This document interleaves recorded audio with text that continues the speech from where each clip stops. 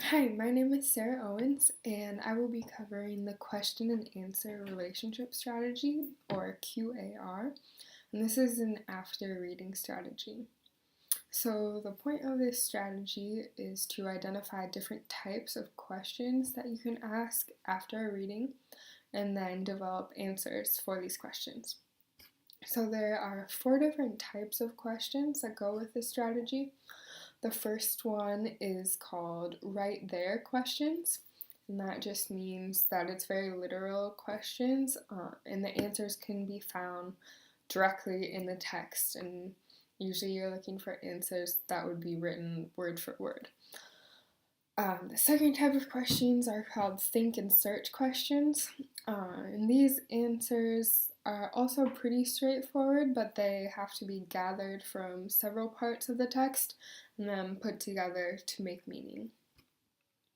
The third type is called author and you, and the student is supposed to make connections from their own life to what they're reading in the text. And the final one is called on my own. And these questions don't require the student to have read the passage, even though they will have at this point, but it's more about any prior knowledge that they would have or would have needed to have had before reading. So, the first thing that you would do as a teacher is to model this by defining each type of question, much like I just did. And then you would read a sample passage aloud to your students and give sample answers to those questions.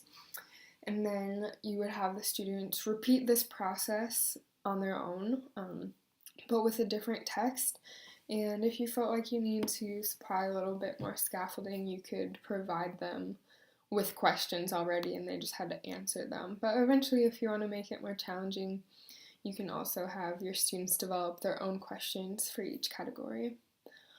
So I'm going to do an example of how I would phrase each of these categories of questions based off of Ernest Hemingway's short story, A Day's Wait. And this is something that would probably be covered in a 7th grade ELA classroom. So for the right there question, I could ask, how old is the boy? Because this is found directly in the text. It says he's 9 years old, so they'd simply have to find that within the text. For think and search questions, I would ask, why is the boy afraid he's going to die? Because he doesn't explicitly say this, but as you go through the short story, you can kind of piece together what leads up to the boy's fear.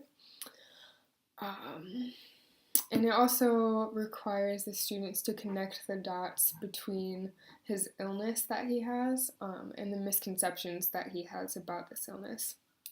For author and you, I could ask the students to write about a time that they felt either sick or scared, like the boy. And finally, for the on my own question, I could ask what the normal body temperature is in Fahrenheit, since that's a helpful piece of information for the reader to know to kind of understand why the boy had misconceptions about his health. So I think that this is a good strategy that can be differentiated, especially because there's a lot of scaffolding with it in that you're modeling it first, and then you have the choice to supply sample questions. And if you want to have more than one question per category, for students who might struggle with comprehension, you'd probably have more questions geared towards the right there questions. And for students who are a little more advanced in reading, you could have them do more of the think and search questions, because that's asking them to kind of synthesize information, which requires a little more in-depth thinking. So this was the question and answer relationship strategy, or QAR. I hope you found this useful.